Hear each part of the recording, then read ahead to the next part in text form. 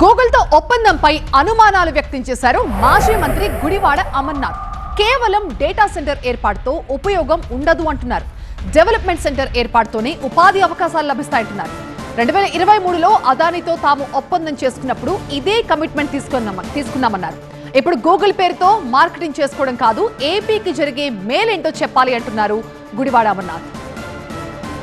ఆ రోజు మేము అదానికి డేటా సెంటర్స్ ని ఏర్పాటు చేయాలని చెప్పి ప్రపోజ్ చేసి వాళ్ళని రిక్వెస్ట్ చేసుకున్నప్పుడు వాళ్ళకి ఏం కమిట్మెంట్ ఇచ్చామనంటే, మనం ఏం కమిట్మెంట్ తీసుకున్నామంటే, మీరు 200 మెగావాట్ డేటా సెంటర్ ఏర్పాటుతో పాటు మీకు ఇచ్చినటువంటి ల్యాండ్ ఏదైతే కన్సెషన్ రేట్స్ లో మేము ఇస్తున్నామో, మీరు అక్కడ ఐటీ టవర్స్ కట్టి అక్కడ ఐటీ ఇకో సిస్టమ్ ని డెవలప్ చేసి 25,000 మందికి ఉపాధి కల్పించేటువంటి బాధ్యత మీ సంస్థ తీసుకోవాలని చెప్పి కమిట్ చేసాం ఆ రోజు ప్రభుత్వంగా. మేము ఎందుకు, డేటా సెంటర్ వల్ల ఉపాధి రాదు కాబట్టి.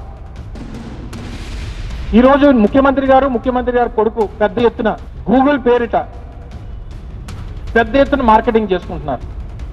అది మనం అందరం కూడా చూస్తున్నాం. ఇది ఒక చారిత్రాత్మకమైనటువంటి ఘట్టం అని, నా 45 సంవత్సరాల చరిత్రలో ఇది గొప్ప అనుభవం అని వారు చెప్పుకుంటున్నారు. సరే, డేటా సెంటర్ ఏర్పాటు చేయమని తప్పలేదు, స్వాగతిస్తున్నాం. కానీ డేటా సెంటర్ తో పాటు వాళ్ళ తాలూకా ఒక డెవలప్మెంట్ సెంటర్ కూడా పెట్టమనండి. విశాఖపట్నంలో కమిట్ చేయండి వాళ్ళని.